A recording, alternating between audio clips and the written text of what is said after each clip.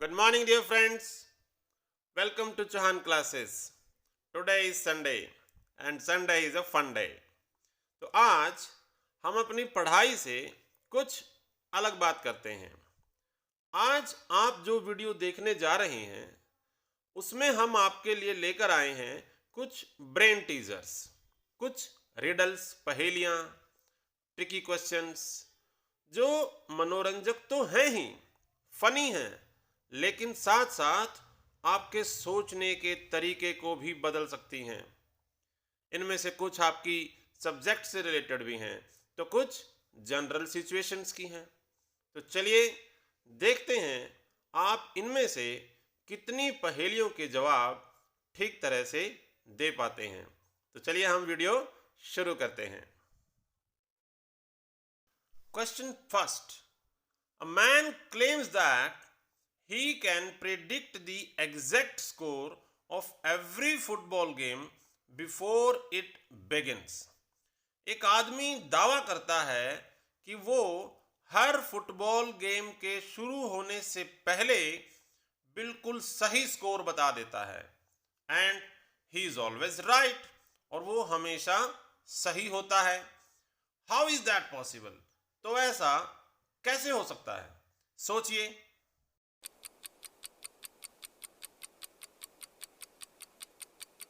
अब इसका उत्तर देखते हैं। सिर्फ उसी आदमी की बात नहीं है, कोई भी आदमी, आप भी बता सकते हैं कि किसी भी खेल का शुरू होने से पहले स्कोर क्या होगा, क्योंकि फुटबॉल गेम का जो स्कोर है, किसी भी गेम का जो स्कोर है, शुरू होने से पहले 0 ही होता है। तो देखा, था ना ये एक tricky question. How can a man go 15 days without sleep? एक आदमी बिना सोए 15 दिन कैसे रह सकता है? देखिए, अगर किसी रात हमें नींद न आए तो हम सारा दिन थका हुआ महसूस करते हैं, या फिर दिन हमारा आलस से भरा हुआ निकलता है। तो कोई आदमी 15 दिन तक बिना सोए कैसे रह सकता है? सोचिए।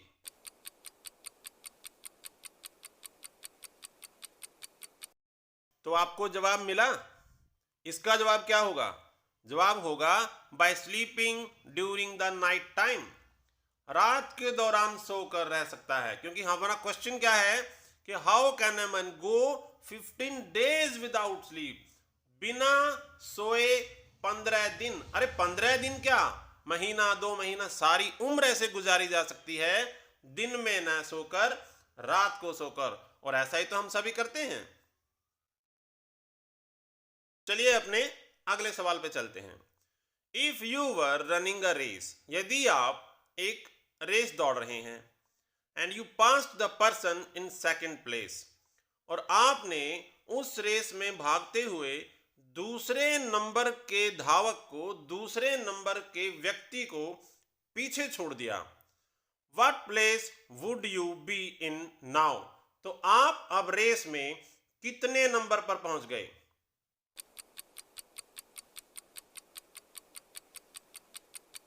अब इसका उत्तर देखते हैं। आपने दूसरे नंबर के व्यक्ति को क्रॉस किया, तो हमें तो ये लगेगा कि दूसरे को क्रॉस किया और हम आगे जी फर्स्ट, लेकिन नहीं। इसका जवाब क्या होगा? जब आप दूसरे व्यक्ति को क्रॉस करेंगे तो आप दूसरे ही होंगे, क्योंकि आपने पहले को क्रॉस नहीं किया है। You would be in the second place, you pass the person in the second place, not the first. पहले व्यक्ति को क्रॉस नहीं किया है, आपने दूसरे को क्रॉस किया है, तो आप रेस में दूसरे ही स्थान पर रहेंगे। चलिए जी, अब आपका सवाल अगला है मैथ्स का।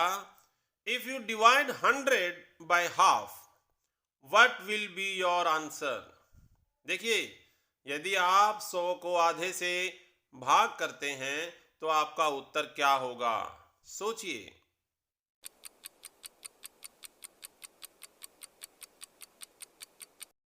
चलिए अब इसका उत्तर देखते हैं। इसका उत्तर होगा 200। अब आप कहेंगे 200 क्यों हुआ? तो आप दोबारा से एक बार स्टेटमेंट को पढ़ें। उसने कहा if you divide 100 by half, यदि आप 100 को आधे से भाग करें, उसने ये नहीं कहा कि 100 के आधे से भाग करें, उसने कहा 100 को आधे से भाग करें। आधा मीन्स 1/2। अब आप 100 को 1/2 से डिवाइड करके देखें तो उत्तर आपको 200 ही मिलेगा। चलिए अब इंग्लिश की तरफ चलते हैं। What English word sounds the same even after you take away 4 of its 5 letters?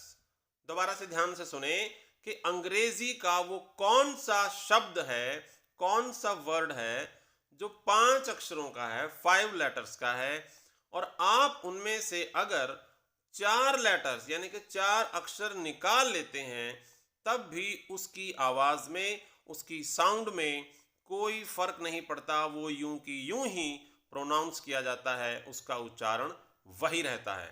तो सोचिए इसे।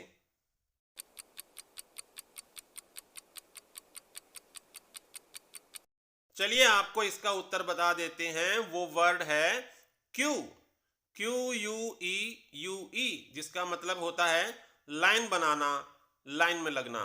QUEUE। अब इसके अगर UE लास्ट वाले जो पीछे वाले चारों अक्षर हम निकाल भी दें तो भी इसकी प्रोनंसिएशन में कोई फर्क नहीं पड़ने वाला है, वो क्यू का क्यू ही रहेगा। चलिए एक बहुत ही simple question. If you take 3 apples from 5, यदि 5 में से 3 सेब आपने ले लिए, how many do you have now? तो आपके पास कितने बचे?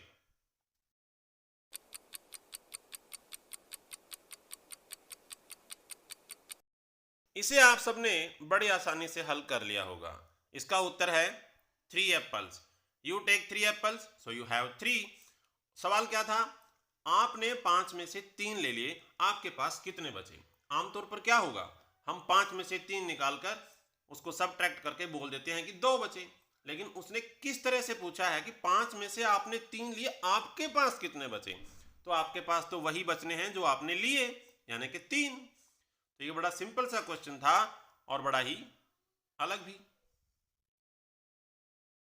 नेक्स्ट क्वेश्चन आप सभी बड़ी आसानी से हल कर सकते हैं और जानते भी होंगे। और सवाल क्या है? People buy me to eat, कि लोग मुझे खाने के लिए खरीदते हैं, बट दे नेवर ईट मी, लेकिन कभी भी मुझे खाते नहीं हैं। व्हाट एम आई? क्या हूं मैं? वो कौन सी चीज है जो लोग खाने के लिए खरीदते हैं मगर खाते नहीं? बताइए जरा।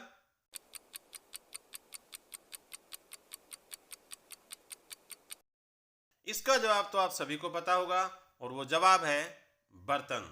हम सभी खाने के लिए बर्तन खरीदते हैं मगर कभी भी बर्तनों को नहीं खाते हैं, समझे ना? चलिए एक बार फिर से मैथ्स की तरफ चलते हैं। How many times can you subtract 5 from 55? यानी कि आप 55 में से 5 को कितनी बार घटा सकते हैं? तो सोचिए।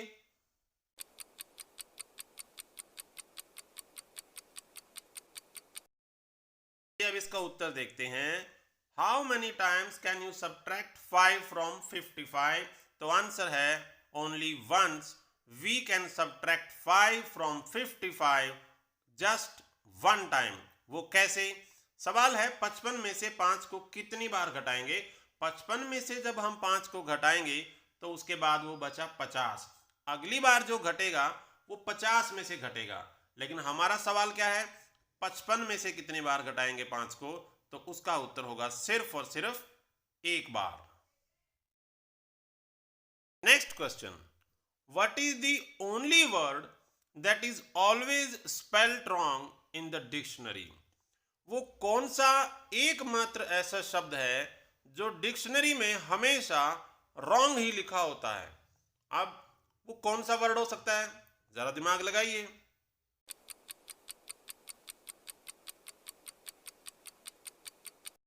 चलिए अब आप उसका जवाब बता देते हैं। वो वर्ड है रॉन्ग। बिल्कुल सही। अब रॉन्ग जो वर्ड है वो इंग्लिश का वर्ड है और डिक्शनरी में मिलेगा ही मिलेगा, और उसकी जो स्पेलिंग है वो भी वही रहेगी। तो ये एकमात्र ऐसा शब्द है जिसको हम रॉन्ग ही स्पेल्ड करते हैं, क्योंकि इसकी स्पेलिंग ही वही है। The word is wrong. जो नेक्स्ट क्वेश्चन है मैं उसकी हिंदी नहीं बताऊंगा, क्योंकि अगर आपको हिंदी बता दी तो हो सकता है आप मेरे जवाब को पकड़ लेंगे। सिर्फ क्वेश्चन देखिए, railroad, can you spell that without Rs? सोचिए, इसका डबल टाइम देता हूं।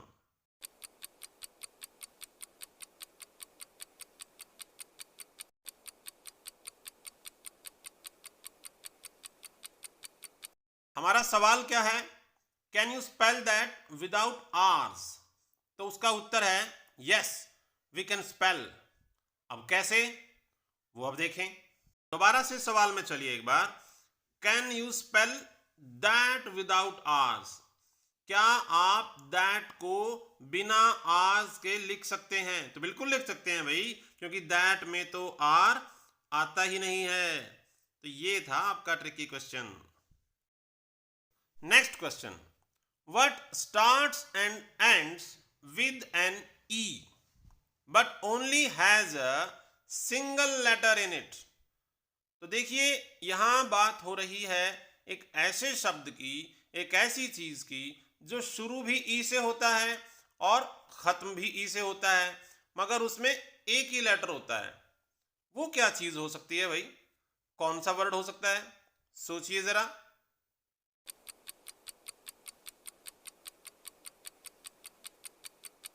इसका जवाब आपने ढूंढ लिया होगा, और वो जवाब है एनवलप। ये शुरू भी ई से होता है और एंड भी ई से होता है, और ये वो एनवलप है, वो लिफाफा है जिसमें डालकर हम कोई लेटर पोस्ट करते हैं। तो देखिए, यहां लेटर का मतलब अक्षर नहीं था, लेटर का मतलब चिट्ठी थी। Envelope has a single letter in it and we post them. Next question एक फनी क्वेश्चन है। What comes in a minute? वो क्या है जो मिनट में एक बार आता है? Twice in a moment, moment में 2 बार, but never in a 1000 years, लेकिन 1000 ईयर्स में एक बार भी नहीं आता। ऐसा क्या हो सकता है? सोचिए।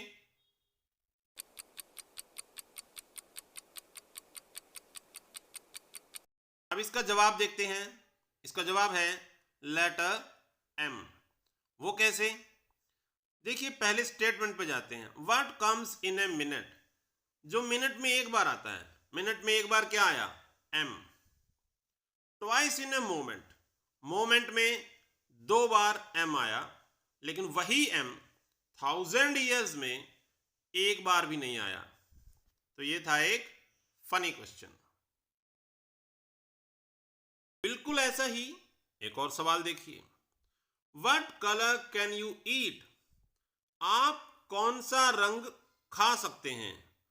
रंगों को क्या खाया जा सकता है? तो सोचिए, कौन सा रंग है जिसे आप खा सकते हैं?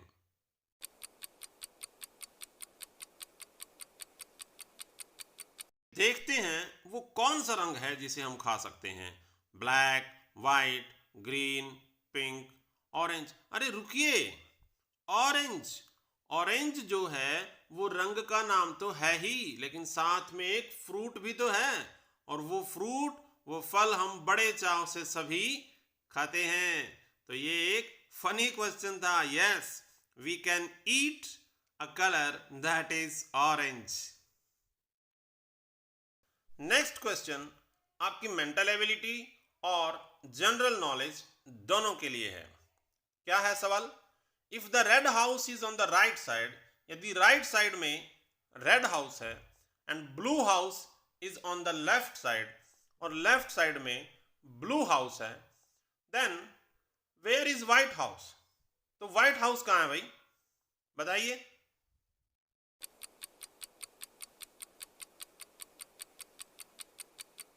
चलिए, अब आपको इसका उत्तर बताता हूं। इस सवाल का किसी दिशा से, लेफ्ट राइट से कोई लेना देना नहीं था। जैसे कि पहले ही कहा था, ये सवाल आपकी mental ability plus general knowledge से रिलेटेड है। सवाल क्या है? यदि राइट साइड में रेड हाउस है, लेफ्ट साइड में ब्लू हाउस है, तो व्हाइट हाउस कहां है? तो उत्तर है व्हाइट हाउस है वॉशिंगटन डीसी, यूएसए में। और वो व्हाइट हाउस क्या जगह है, कौन सी जगह है? वो ऑफिशियल रेजिडेंस है प्रेसिडेंट ऑफ यूनाइटेड स्टेट्स, यानी कि अमेरिका के राष्ट्रपति का निवास स्थान। अगला सवाल तो आप निश्चित तौर से बड़े आराम से हल कर लेंगे। If you had only one match, यदि आपके पास सिर्फ एक दिया सलाई है, and entered a dark room, और एक आप अंधेरे कमरे में दाखिल हो जाते हो, कंटेनिंग एन ऑयल लैम्प, जहां पर एक तेल का दिया है, सम न्यूज़पेपर, कुछ अखबार हैं, एंड सम वुड, और कुछ लकड़ी पड़ी है, तो उस अंधेरे कमरे में which one would you light first? आप सबसे पहले क्या जलाएंगे?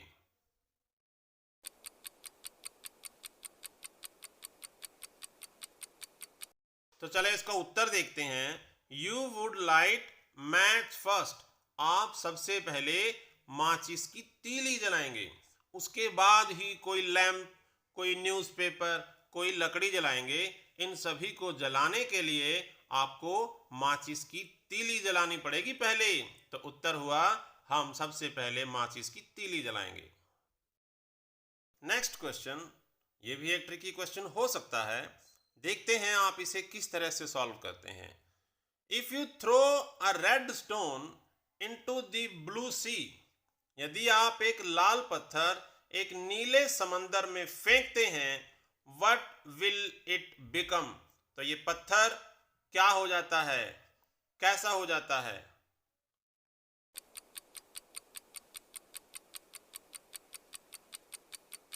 तो प्यारे बच्चों, यहां मैं आपसे एक बात कहूंगा कि हम बहुत बार स्टेटमेंट के चक्कर में पड़कर कॉमन सेंस का यूज करना बिल्कुल छोड़ देते हैं। भाई सीधी सी बात है, एक लाल पत्थर को नीले समंदर में फेंकोगे तो वहां कोई केमिकल रिएक्शन वगैरह या और तो कुछ हो नहीं दे रहा, तो व्हाट विल इट बिकम?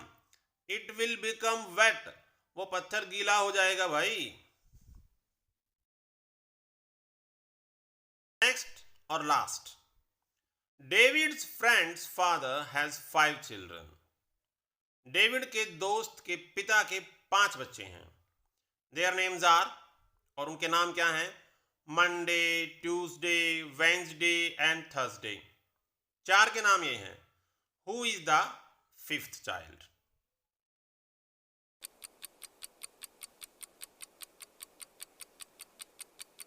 हम एक बार फिर से स्टेटमेंट में जाते हैं। डेविड के दोस्त के पिता के 5 बच्चे हैं और उन 5 में से 4 के नाम बता दिए, मंडे, ट्यूसडे, वेंसडे और थर्सडे। तो हमें ये लगेगा कि who is the 5th child, कि जैसे हमसे ये प्रश्न पूछा गया है कि 5वें बच्चे का नाम क्या है। तो लेकिन आप एक बार स्टेटमेंट को गौर से देखें, who is the 5th child के बाद कोई क्वेश्चन मार्क नहीं है। यहां आपसे पूछा नहीं जा रहा है कि 5वां बच्चा कौन है, कि जो लास्ट लाइन है वो एक सिंपल स्टेटमेंट है जो बता रही है who is the 5th child, यानी कि 5वां बच्चा हु है, WHO, हु ये बच्चे का नाम है। Who is the 5th child. तो प्यारे बच्चों, मुझे ये वीडियो बनाने की इंस्पिरेशन एक कोट से मिली, और वो कोट क्या थी कि thinking beyond the limit is called creativity. यानी कि जब हम सीमाओं से निकलकर सोचते हैं तो कुछ ना कुछ क्रिएटिव, रचनात्मक कर लेते हैं, कर पाते हैं। उदाहरण के लिए, जब आपने इन रिडल्स में दी गई स्टेटमेंट्स को देखा और सिर्फ उन्हीं तक सीमित रहे तो आप इन्हें सॉल्व नहीं कर पाए। लेकिन जब इनके आसपास इनसे निकलकर एक नए नज़रिए से सोचा तो आपने उन सभी को हल कर लिया होगा, निश्चित रूप से मेरा ऐसा मानना है। तो मैं सिर्फ यही कहूँगा, अपनी रचनात्मकता बनाए रखिए, always think outside the box. और यदि आपको ये वीडियो अच्छा लगा, मनोरंजन लगा, तो आप इस वीडियो को अपने दोस्तों के पास ज़रूर भेजें। Have a good day, good bye.